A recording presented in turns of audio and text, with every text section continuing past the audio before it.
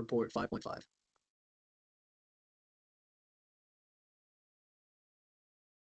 The problem statement is BraunAbility's vehicles are supported by dollies on a track that transport the vehicle across the manufacturing floor. Sensors verify that the dollies have entered the lifting cell and have made proper alignment before raising the vehicle. The lift is designed to avoid interference with floor cutting operations while elevating and lowering the vehicle. The system is designed to improve efficiency, precision, and overall process reliability. Our scope includes the design, development, proposal, and production of an automated vehicle lift system for Braun for their laser cutting process. The new solution must meet client specifications for safety, reliability, and efficiency.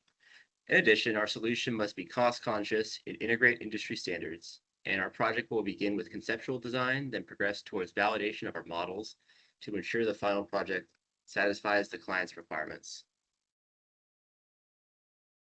Some of the supporting design concepts that we created went to updating their existing locating system to locate their chassis onto the dollies, making it out for the Toyota Sienna so that they could locate the chassis for this new cutting cell.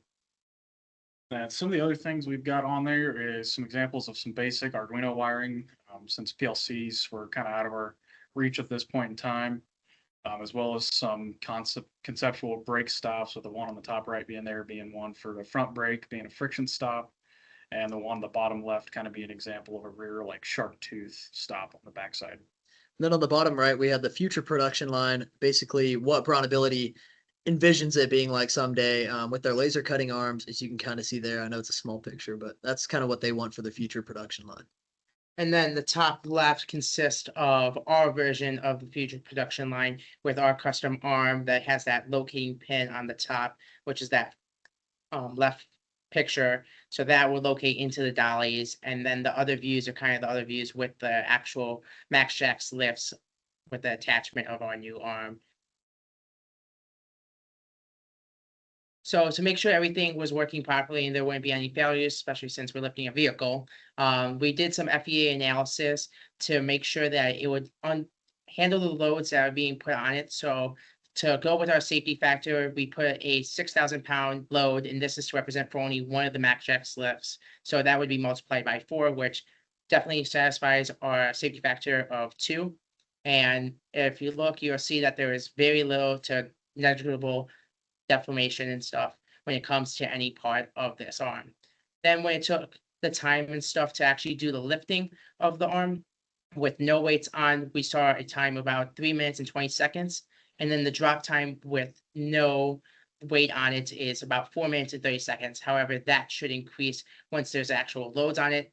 That way it helps the hydraulic system go back into its tank. This is our lift arm right here, which interfaces with our lift. And then this aluminum piece is a wear item, and will attach to the dollies like this. These here are prototypes for wheel stops. This is the rear wheel stop, allowing for no backward movement, but only for forward movement, which locks it in place. This is the front wheel stop, which is a friction stop using mechanical force of the springs. All right, so once we hit the button to start it, it goes into the raising, indicated by the green LED, measures the distance. Once the certain distance is met, represented by there, it goes into the cutting process, indicated by the yellow. And once the cutting process is done, after about 5 to 10 seconds there as a representation, it goes into the lowering, indicated by the red. After another 5 to 10 seconds there, it's going to go into standby mode again, indicated by the red and green LEDs coming on together.